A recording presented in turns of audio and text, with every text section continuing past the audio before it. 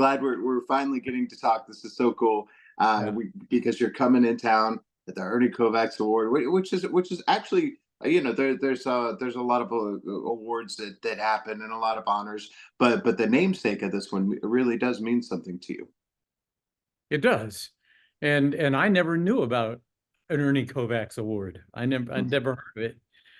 But yeah, we all agree, as has been written and discussed in emails, nothing in current comedy that's into the absurdist realm or the Dada realm or like the Onion. None of that would exist without the antecedent of Ernie. Really, he Yeah. really just turned everyone on to that idea.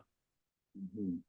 And this is going to be so cool because we're going to get to see the documentary, and you'll be there in person at the Texas Theater, which is Yeah. already a really cool historic place, being where Lee Harvey Oswald got picked up, and it's just there's just going to be a lot of history there, and you're going to be excited to come into town again, and maybe not have to work as much, right? Yeah, right. Yeah. Well, of course, you have a lot of great memories of Texas and Dallas as well, I imagine. You mean besides the JFK assassination? Well, yes, just personal Uh, memories. no, of course. I mean, in the early days of Devo's career, we came through Texas, every year and a half, and had some memorable shows there. Of course, one memory that sticks out, unfortunately, was Houston, where Mhm. typical of what promoters were doing, and the show was oversold, and where they're giving the band a guarantee, but they're pocketing extra money. And there was this kid whose dad worked for the fire department, and he came back to his seat, and somebody was in it, and they got into a fight about it, and he went out and used what was called a recorded line and called the cops because he knew professionally how to do this because of his dad. So sure enough, the cops come, and they show up backstage, and they're in the wings, and we can see them. The audience can't see them. And when the lights go off between songs, because we got this choreographed set, we're pumping, we're going full blast.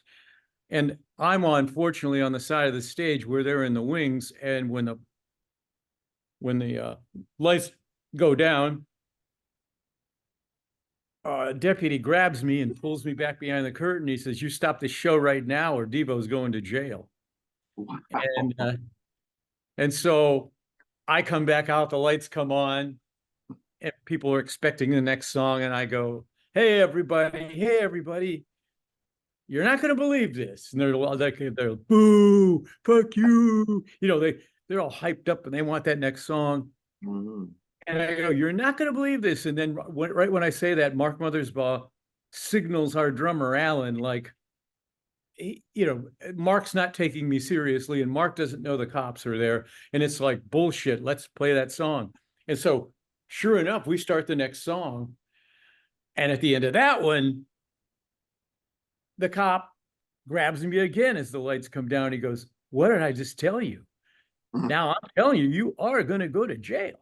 And I'm shitting my pants. So I go back out, and I really, I motion everybody, and I scream at Mark, and I tell him to look over there in the wings. So now all of Devo knows the cops are there. And I tell the crowd, listen, there's little piggies backstage here that are going to take Devo to jail uh, if we play another song, right? And they start screaming and booing even more. Like,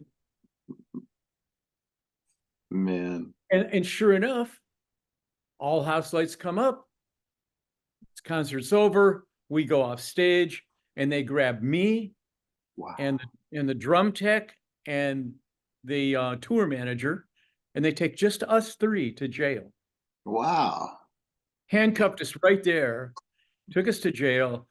I spent my night in a drunk tank, in my stage clothes, sopping wet, uh, No. with like people that had been in knife fights or bar brawls or beat up their wives. And it was right out of a bad movie, like a bad Elvis movie where the cop comes down and he rakes the billy club across the bars to wake everybody up. And he goes, "Hey, you got yourselves a celebrity in here. You see that guy Oh, dressed funny? See that guy all dressed funny? Yeah, he's a rock star. wow. Calls himself Devo. Yeah, they thought they were smartasses tonight. Mm. Yeah, and sure enough, we were hauled onto a bus with real criminals, taken for arraignment.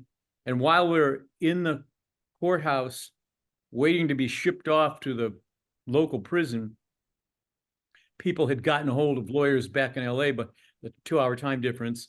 And in the nick of time, like 15 more minutes, I would have been like, squealing like a little piggy. Uh, Gosh. and they Wow. got, yeah, they bailed us out. And of course, what happened was, you know, the charges got dropped in the end and the record was expunged because it was all the promoter's fault. And it was all this kid's doing, this son of some fire executive. Yeah.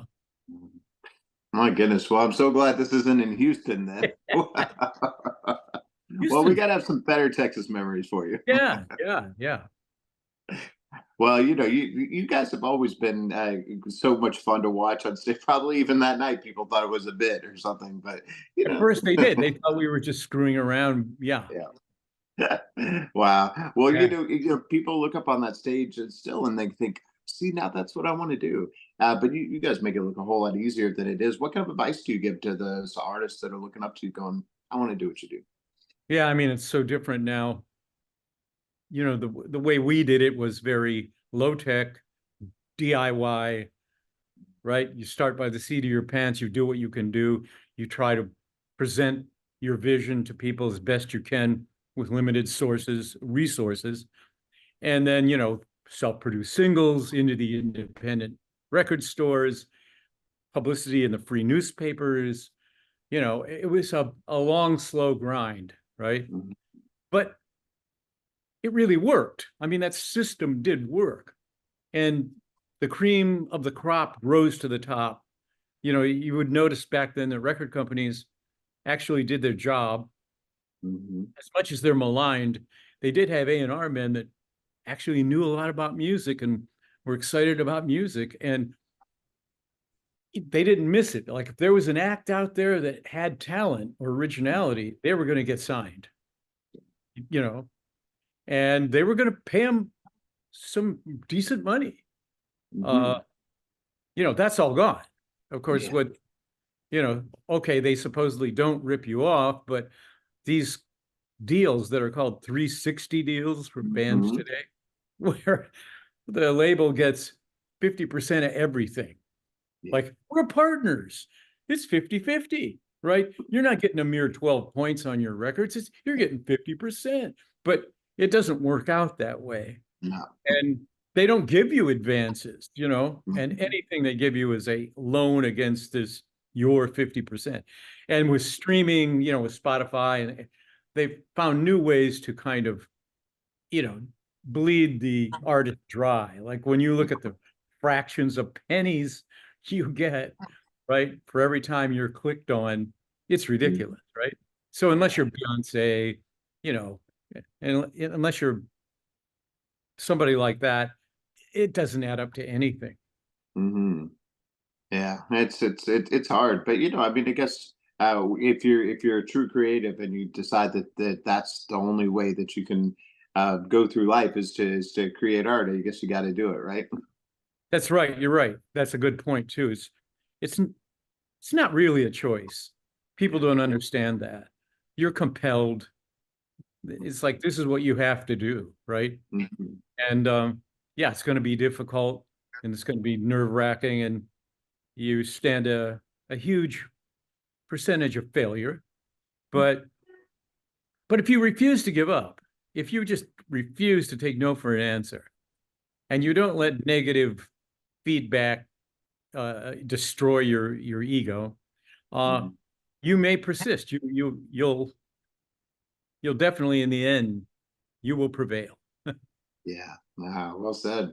Now, my co-host Drew Pearson is one of our great Dallas Cowboys. Caught the Hail Mary, went in the Hall of Fame, and Yeah, he said that I have to ask you your Hail Mary moment, which is that moment in your life or career where you just had to go for it and it worked out for you. What do you suppose that was for you?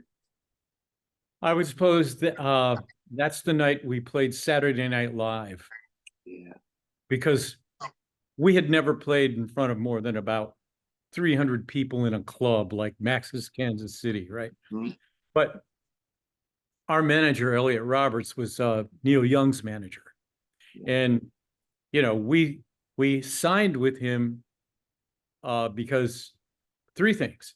He only wanted 15%. He didn't want a piece of our publishing, and he didn't make us sign a long-term deal. He just said, you want me gone, you give me 30 days notice. I don't want to deal with you anymore. I'll give you 30 days notice. Now tell me what you want. And I go, as soon as this was like August of 78. And I go, we went on Saturday Night Live. He goes, Mm, done. He goes, done. wow. And we're like, what? Come on, done. How do you do that? And he goes, you come into my office Monday. I'll show you. Mm, And of course, what happened, what I find out years later, it was all kabuki. He had already talked to Lorne Michaels. He'd already promised Lorne Michaels that if Lorne would put an unknown band named Devo on the show, that he would get Lorne, Neil Young, who'd Lorne been after for 2.5 years. And Neil ah. kept saying no. So he Mhm. promised Neil Young to him using us. And so suddenly we were on Saturday Night Live, right? So this is going from nowhere to like 15 million people seeing you in one night.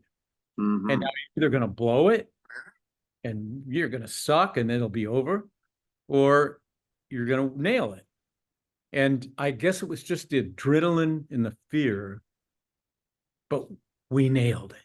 We just Ah. locked in and just went for it. And when I watch us playing on that show, it looks like somebody manipulated the film.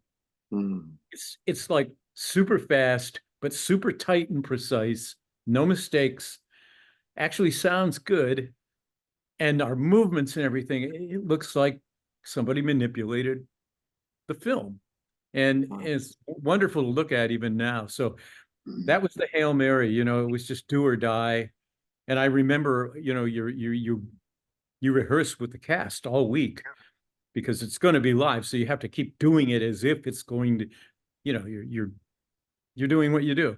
And so that night when it's real, they all the house goes dark uh, during the commercial breaks. Mhm. So we're in the complete darkness, and suddenly Lorne Michaels is there with his assistant, and his assistant has a big flashlight, and he's pointing it at Lorne's head, so it almost looks ghoulish, right, like a horror movie.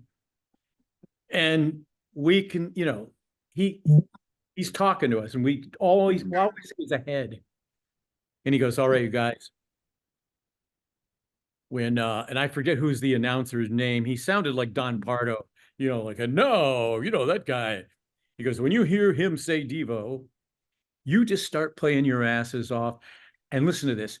Don't blow it. There's 15 million people that are looking at you right now. And then the light goes off and he walks away. Wow. So you're like, the feeling is like too many No lines. pressure. It's like, Wow. Oh, that's amazing. And is all this in the documentary that we're going to see? I think that story did make it into the documentary. Yeah. So many stories didn't, and so many details didn't. But I guess that's what happens when a director tries to distill a 50-year career into an hour and a half, Yeah. and he's right, and he's doing it through the lens of his understanding. It could only be Cliff's notes. It could only be Cliff's notes. So yeah, I think that story is in there though. Oh, that's so great. Well, part of that is that success mindset. And we talk about that on the show that you have to have, whether you're feeling it or not. And, as creative types, we're hard on ourselves. So, is there something that you've always told yourself that kind of kept you on the right path, even when things are tough? Sure. Oh yeah. Because you early on, at least with me, the only thing that mattered is what someone I respected thought of me. And Hmm. since those people were hard to find, I didn't respect too many people because everybody was so dumb, frankly. We were in Ohio, we were surrounded by dumb, mean people, anti-intellectual, you know, God-fearing evangelical types and very right-wing and intolerant, really hated creative people in general. Of course, they hated anybody with long hair. This was way back then, anybody that didn't want to go to Vietnam and thought that was a bad war, they wanted to kill you. That's the atmosphere we grew up in. And so we didn't care what any of them thought. So what would Hmm. happen is when we'd play 12 or 15 people in some little tiny dive and they hated us, it energized us. It did. It like pumped up our resolve. It's like, oh great, if those assholes hate us, let's do it even more. Whatever Yeah. we were doing there, let's get better at it, right? And Mhm. so that was it. It's like, well, wait a minute. What does it matter that they think we're an asshole? Because they're an asshole. So it energizes you. And we got to that point where suddenly people that we cared about, like Iggy Pop, Mhm. Tony Basil, David Bowie, Brian Eno, Neil Young, each one of them in turn loved us when they Yeah. saw us. And so we knew we had done the right thing because to be, anointed by your peers that you respect is way beyond any money or fame to me. Mhm. And here you are years and years later, and it's still fun, right? Oh, I love doing what we did. It was my life and I would do it all the time if I could. Absolutely. Well, and of course, you've directed so many great music videos too, and people ask you about those all the time. What are Yeah. the ones that people want to hear about the most? Well, of course, they always ask me about the ones that I did for the groups that were the, you know, most commercially Hmm. successful, like Soundgarden, Yeah. Foo Fighters, uh, Hmm. Silverchair, Rush. You know, Hmm. I was all over the map. It often wasn't even a choice of mine. I worked for Godley and Cream, the famous English directors. Yes. They had a company called Media Lab in London. They did some of the most iconic videos in history. I mean, really. Um, anyway, they liked what I was doing, and I was a guest director for them for like 6 months. But they would just give me things like that they didn't want to do themselves, right? Yeah. So they go, here, what can you do with this one? And I'd sit there and write a 20-page treatment, and it would be for Rush. It's like, really? I'm going to do a Rush video. Uh, and but it, Uh, but it turned out to be, really eye-opening and a great experience uh, where you get outside your own comfort zone and you're not in your own wheelhouse and you meet people that you have impressions of, and then it turns out your impressions are totally wrong, yeah. right? Like it turns out, okay, maybe I'm really not syncing up with their style of music, but these guys are great. Like they're Yeah. really cool human beings. They're smart, they're creative, they're really good at what they do. And, there's a realization there and an experience that you wouldn't have had kind of staying in your little lane. So Hmm. I ended up doing two of those for Rush, and Yeah. I really had a good time working with Getty. And then you probably come to find out a lot of these bands that you were working with were fans of yours, right? Yeah, which we wouldn't have expected because of their style of music. Hmm. That's like with Neil Young. We thought, wait a minute, Neil likes us.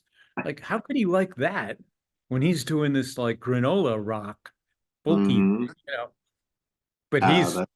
he's a great example of a guy who's actually quite eclectic and idea driven, and he still has the enthusiasm of like a teenager. Yeah, that's so cool. We had a lot of fun working with him. Ah, I love that. And do you keep the helmet nearby, the energy helmet? Dude, it's right over there. Oh, nice. Want I me to put love it it. on camera? Yeah, sure, if you haven't. Here we go. We are. Ah, there it is. Oh, I love it. There it is. See? It's like Superman in the phone booth, right? Yeah. Yeah. All I got to do is have this with me, and suddenly, yeah, transform. Oh, that's amazing. I love it. And well, of course, then we gotta you're gonna be telling Devo stories, and we got a great one with the Saturday Night Live. But is there like a definitive Devo moment that you think will always stay with you? Well, yeah, ones that I could say on camera. Yeah, right. That's different. Uh, uh, I guess it's when our equipment failed at Nebworth in front of about 300,000 people. Hmm.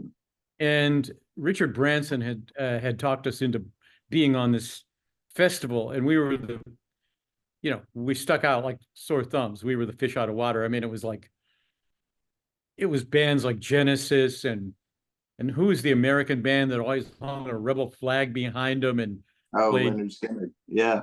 yeah, played, kick-ass rock. And here comes Devo, and we're in our white paper jumpsuits with the brand new skateboard helmets and skateboard pads on the shoulder, on elbows, and on the knees.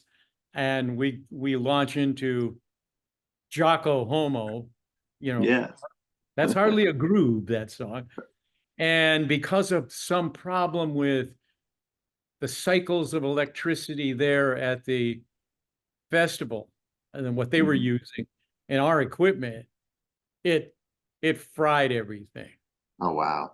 And and people started like hurtling bottles at the stage and screaming. And it was really funny because they're trying to throw beer bottles and cans and hit us. Mm. The stage was really high, right? And the barriers started maybe 30 feet away, so they were landing short and hitting other people in the crowd Oh, and no. crew members and security. So Mm. fights out on the ground in front of us in the crowd with each other. They were fighting with each other. Yeah. And Wow. and then we had to get off stage. And and Richard Branson thought, this was great. You know, they hated you. This was great. Wow. Well, those were wild times, right? Those days of touring and just everything else was just so different then. They were Um, they were totally wild. I mean, there was no cell phones, right? I mean, just yeah, imagine when you left the house, you were free. You yeah, didn't have, you were off the hook. You didn't have to check in with someone, you know. Your girlfriend couldn't go, "Hey, you didn't answer your text. yeah. Where were you, mister?" You know, you're unaccounted for 15 minutes. Uh, no, it was like the whole stretches of the day where you're unaccounted for. Hmm. Yeah. And Uh, everyone in the business was just doing cocaine and pot all the time. And I'm talking about all the executives, right? mhm. Everybody successful had it on their persons, loaded and openly, freely. Like, they'd take you to a restaurant for dinner and go, well, dinner's over. Anybody want a cocktail? And whip out lines on a plate on the table Wow. in the restaurant. And no one thought anything of it. Mhm. That's what was going on. And then, of course, they were convinced that it was totally not addictive and totally Yeah. safe. And luckily, what's funny is back then, quality was good and it was safe and there was no fentanyl. Yeah. So it was a completely different reality. Yeah. Wow. What a time. And then of course now you probably the memories just come flooding back. You hear the songs on the radio, or I don't know, like what they get in Stranger Things. It all comes back, right? It sure does, yeah. As a matter of fact, more and more, pop culture is an amorphous Hmm. time fabric. There is no one zone. It's weird. It, Hmm. I mean, if you listen to what is it, Charlie XCX, Yes, yes. if Hmm. you listen to her or this new girl with the red hair with the made up name, Roan somebody. Oh yes, yes, Got, yes. Yeah, she's she's great. got five Mhm. songs in the top one, Yeah. top Billboard 100, right? And there's modern touches, but there's all this 80s stuff and all of it, and Hmm. some 90s stuff, and some EDM. And it's just this amorphous time, like Yeah. decades are crammed into one thing. So, and I think because of the internet, people 30 years younger than us, 40 years younger than us, discover Devo and watch the original stuff, and they're into it. So Hmm. everybody's participating in multiple decades all the time. Yeah, I love it. Well, is there anything else you're working on that we need to know about before we get you here in town? Well, I continue to try to do what I can, right?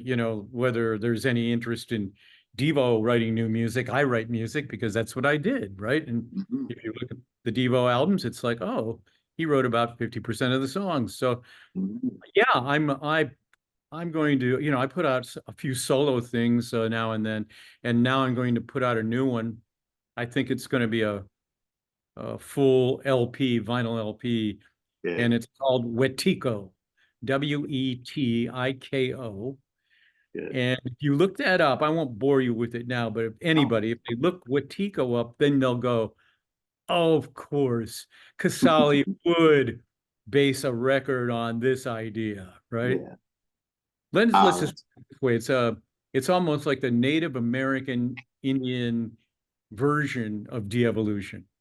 oh, okay. All right. And Good. it was around way before I came up with de-evolution.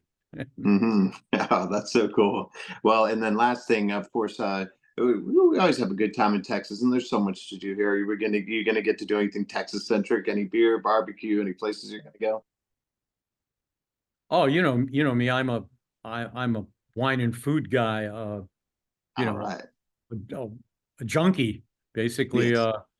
I make wine, I have my own brand. Yeah. Yes. And I think life's too short for one bad meal. So I'm Yeah. always interested in good food at whatever level, right? A Good. great taco, a great piece of barbecue, a great fine dinner.